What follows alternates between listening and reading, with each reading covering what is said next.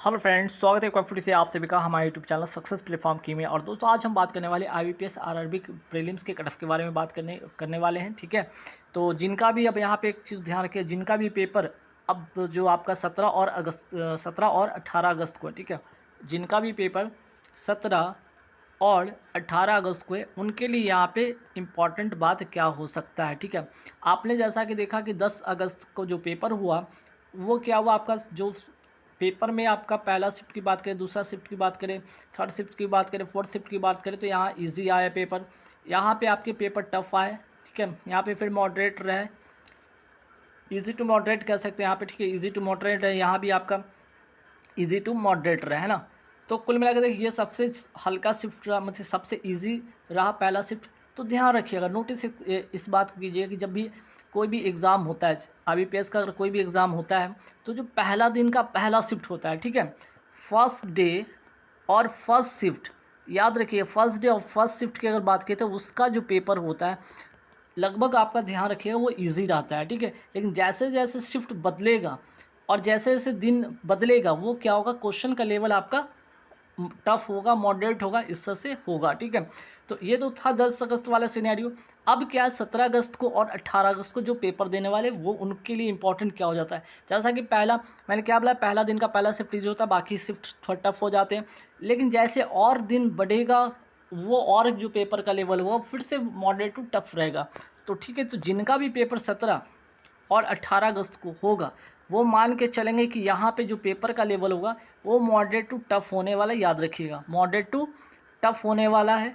अब ऐसे में आप सोचेंगे कि 80 में आपको 75 नहीं कर पाए तो आप सोचेंगे कि यहाँ पे प्रीलिम्स मेरा क्लियर नहीं होगा, या 80 में आपने 70 नहीं किया तो प्रीलिम्स नहीं होगा, ऐसा कुछ भी नहीं है। ठीक है, जो मैं आपको आज मैं बात बताने वाला उस बात पर ध्यान रखिएगा सबसे पहले। ठीक है, जो भी पेपर 10 तारीख को, उसको आप भूल जाइए, 17-18 अगस्त वाला जिनका भी पेपर वो ध्यान रखेंगे। और मैं आप सभी को पता है कि 6 अक्टूबर को, ठीक है, करना क्या है याद रखिएगा। देखिए, सबसे पहले अगर आप कैटेगरी की बात हम यहाँ पे करते हैं, तो जो लोग, ठीक है, जो लोग आप जनरल कैटेगरी से आते हैं, जनरल कैटेगरी वाले यहाँ पे ध्यान दीजिएगा। ठीक है, आपको करना क्या है कि रीजनिंग में आप कोशिश कीजिए कि आपका जो रीजनिंग है आउट ऑफ 40, ठीक है, इसमें आपका 40 जो होता है, 40 आपका रीजनिंग होता है और 40 आपका क्वांट होता है ना।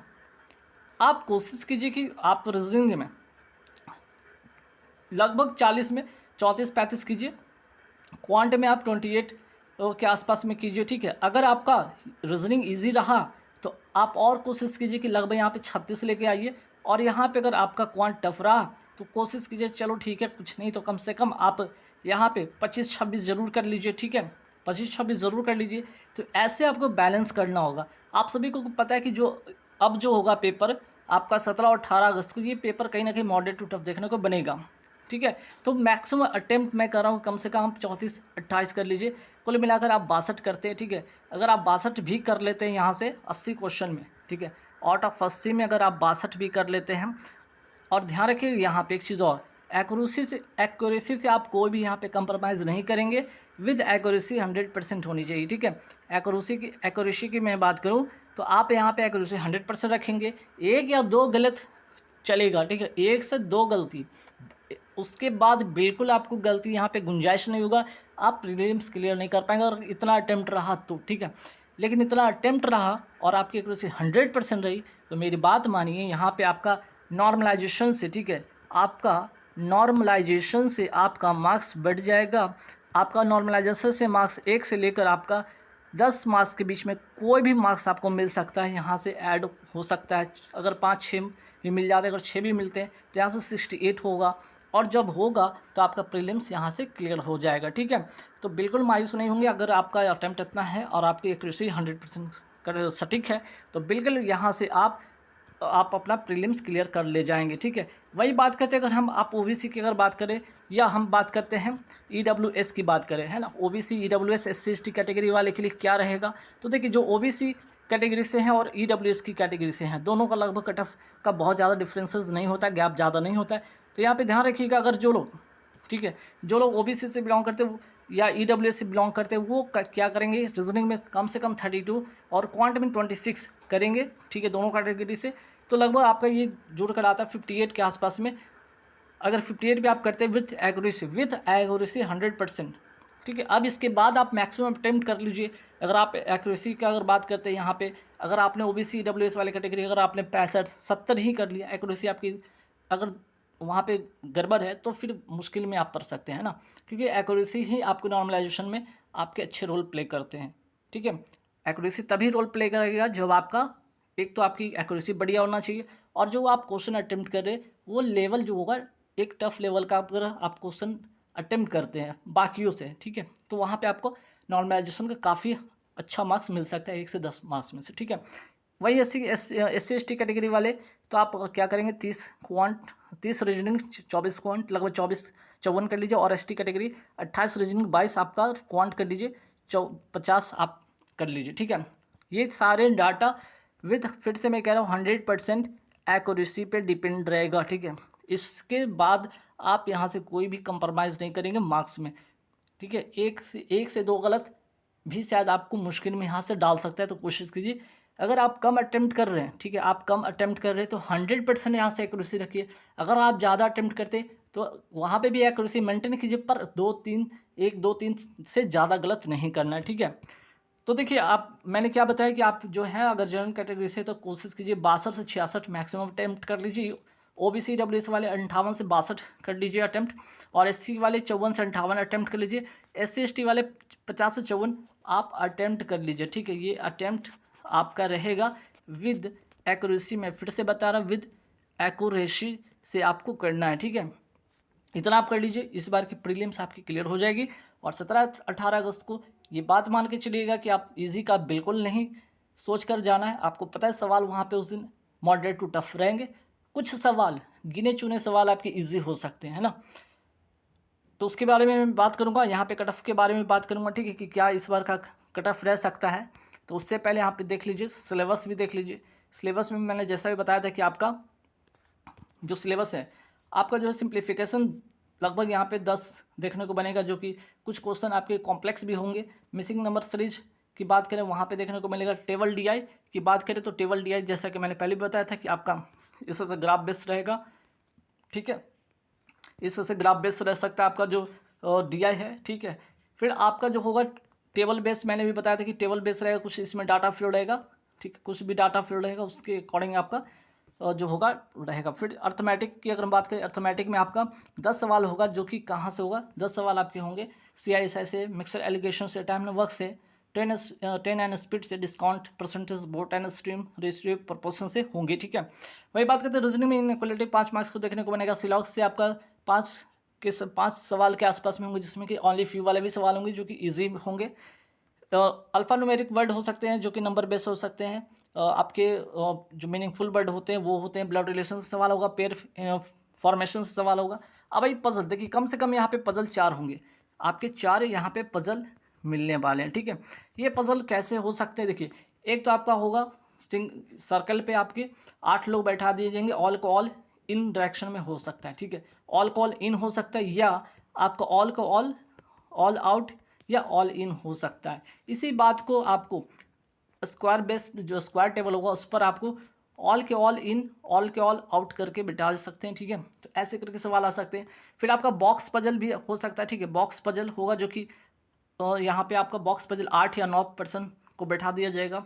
लिनियर लाइन वाले पे होंगे सारे के सारे नॉर्थ बैठे होंगे, 7-8 यहाँ पे लोग हो सकते हैं, ऐसे सवाल हो सकते हैं। अनसर्टेन नंबर वाले भी सवाल हो सकते हैं, बहुत ज़्यादा नहीं, 12 लोग को बिठा दिया जाएगा।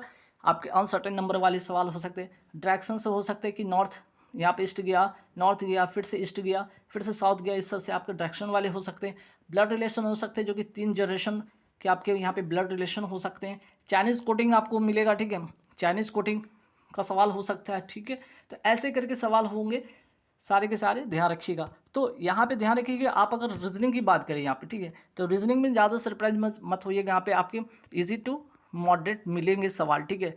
लेकिन आपके क्वांट वाले सेक्शन यहाँ पे आपके मॉडरेट, ठीक है, यहाँ पे मॉडरेट टू टफ इस बार देखने को सवाल बनेगा, ठीक है। जैसे कि पहले भी पहले वाले दिन में भी आपका एग्जाम जो कंडक्ट हुआ तो उसमें भी यही चीज़ था। तो बात मान के चले कि यहाँ पे क्वांट के लिए मॉडरेट टू टफ रहिए, और रीजनिंग में आप इजी टू मॉडरेट है, जो कि आपको मैक्सिमम स्कोर, ठीक है, मैक्सिमम आपको स्कोर यहीं से गेन करना है, रीजनिंग से करना है। क्वांट पे आप डिपेंडेंसी रखिए जब आपकी बहुत अच्छी क्वांट है तब, अदरवाइज आप एवरेज है, एवरेज से थोड़ा ऊपर है तब आपका कोशिश यही रहना चाहिए कि आप 20 से यहाँ से 25 सवाल कर लीजिए और यहाँ से कोशिश कीजिए कि 30 से 35 सवाल आप कर सकते हैं तो कर लीजिए, ठीक है। तो उस दिन के लिए 17 और 18 अगस्त वाले के लिए ये सिनेरियो रहेगा।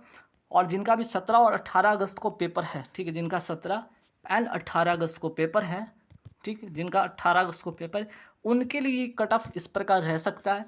जैसे कि जनरल की बात करें, बिहार कैटेगरी से 64 के आसपास में, उत्तर प्रदेश 68, मध्य प्रदेश 66, वेस्ट बंगाल 67, आंध्र प्रदेश 50, गुजरात 68, राजस्थान 69, झारखंड 68, छत्तीसगढ़ 64, हिमाचल प्रदेश 67, उड़ीसा 69, ये सारे के सारे आपको कट ऑफ हैं, ठीक है, सारे के सारे आपके कट ऑफ है। लेकिन कैसे? विद नॉर्मलाइजेशन है, ठीक है, ये आपके नॉर्मलाइज मार्क्स है, ये भी याद रखिएगा, रॉ मार्क्स नहीं है सारे के सारे। क्या मैंने बताया? ये नॉर्मलाइजेशन मार्क्स है। सपोज कीजिए कि आपको अगर आपको 80 में मिलता है 54, ठीक है, और 54 के 54 सारे ऑल जो क्वेश्चंस आपके हैं करेक्ट हैं, ठीक है, तब यहाँ पे अगर नॉर्मलाइजेशन में अगर आपको यहाँ पे मिल जाता है 7 मार्क्स, तो आपको बन जाते हैं 61 मार्क्स। और 61 मार्क्स की अगर बात करें तो कोई किसी भी, जैसे कि कोई स्टेट में आपका 61 कट ऑफ गया, जैसे यहाँ पे ओबीसी कैटेगरी से 61 है, मध्य प्रदेश का आपका क्लियर हो जाएगा, बिहार से आप क्लियर कर सकते हैं, ठीक है। उसी तरह से बाकी कुछ और स्टेट में इस तरह से हो सकता है। तो ये ओबीसी कैटेगरी की बात करें, ईडब्ल्यूएस की बात करें, अगर 80 में अगर आपने 58 किया और यहाँ से आपको 8 मार्क्स मिल गए तो लगभग 66 हो जाते हैं जनरल कैटेगरी से। तो देखिए जनरल कैटेगरी से आपका भी बिहार से हो सकता है, मध्य प्रदेश से हो सकता है, आंध्र प्रदेश से, फिर आपके यहाँ पे देख सकते हैं कि छत्तीसगढ़ से, ठीक है, आपका यहाँ पे हिमाचल प्रदेश से, ऐसे सारे स्टेट जो होंगे जहाँ जहाँ आपके कट ऑफ होंगे वो क्लियर हो सकते हैं। तो इम्पॉर्टेंट रोल प्ले करेगा। तो याद रखिएगा आपका जनरल कैटेगरी वाले, मैंने पहले भी बताया कि आपको 62 से लेकर 66 अटैम्प्ट करना है और विद एक्यूरेसी तो बिल्कुल हो जाएगा, ठीक है। उसके बाद देख लीजिए यहाँ पे छत्तीसगढ़ के बाद हिमाचल प्रदेश, उड़ीसा हो गया, तमिलनाडु कम कट ऑफ जाता है, तेलंगाना का भी कम कट ऑफ जाएगा।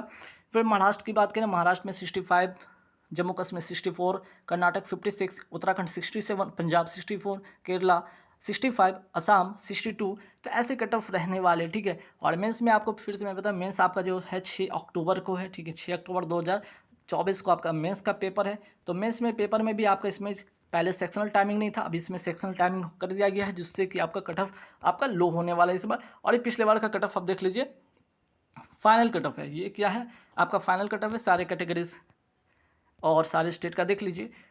तो कुल मिलाकर मैंने ये यहाँ पे यही चीज़ मैं कह रहा हूँ कि जो आपका इस बार का जो कट ऑफ होगा, रीज़न क्या है? आपका सेक्शनल टाइमिंग है ना, रीज़न आपका क्या है?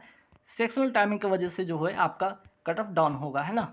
और ये है पिछले बार का, आप देख लीजिए कट ऑफ जो विद नॉर्मलाइजेशन मार्क्स था, ये पिछले बार का है। आप सभी एक नज़र देख लीजिए, आंध्र प्रदेश, बिहार, उत्तर प्रदेश, मध्य प्रदेश, गुजरात, राजस्थान, छत्तीसगढ़, झारखंड, वेस्ट बंगाल, हिमाचल प्रदेश, उड़ीसा, महाराष्ट्र, तमिलनाडु, तेलंगाना, जम्मू कश्मीर, हरियाणा, कर्नाटक, केरला, त्रिपुरा, ठीक है, उत्तराखंड, पंजाब, असम। तो इस बार कट ऑफ जो होने वाला है वो कम इसलिए भी रहने वाला है, मैंने आपको बताया सेक्शनल टाइमिंग है ना। कुल मिलाकर क्या है, सेक्शनल टाइमिंग ही है जो कि आपका cut of low cut off ले जाएगा। और 17-18 अगस्त को जो पेपर होने वाला है वो आपका लेवल जो होगा मॉडरेट टू टफ मिलने वाला है क्वेश्चन, ये बात मान के चलिएगा। इसके कारण भी आपका जो है क्वेश्चन का एक तो मॉडरेट टू टफ मिलेगा, दूसरा सेक्शनल टाइमिंग है, जिसके कारण से आपका जो कट ऑफ बनेगा वो क्या बनेगा, कट ऑफ होगा आपका लो जाएगा इस बार, ठीक है। तो चलिए आज के इस वीडियो में इतना ही रखेंगे। All the best. और सभी को जिनका भी पेपर है 17-18 अगस्त को अच्छे से पेपर दीजिए, मैक्सिमम अटेम्प्ट जितना हो सकता है कीजिए, एरर मत कीजिए वहाँ पे, आप एक्यूरेसी के साथ कोई कंप्रोमाइज़ मत कीजिए, जितना आता है उतना ही कीजिए, क्योंकि आगे बहुत सारे भी पेपर हैं, ठीक है। आपके अभी एसबीआई क्लर्क आने वाले हैं, आपके आईबीपीएस पीओ हैं, ठीक है, आईबीपीएस क्लर्क भी हैं, आपका एसबीआई पीओ फिर से आएगा। तो कुल मिलाकर यहाँ पे बहुत सारे पेपर है, इसलिए आप यहाँ से क्या करेंगे, यहाँ पे कोई भी डीमोटिवेट होने की ज़रूरत नहीं, आपको जितना आता है उतना कीजिए विद एक्यूरेसी के साथ। All the best.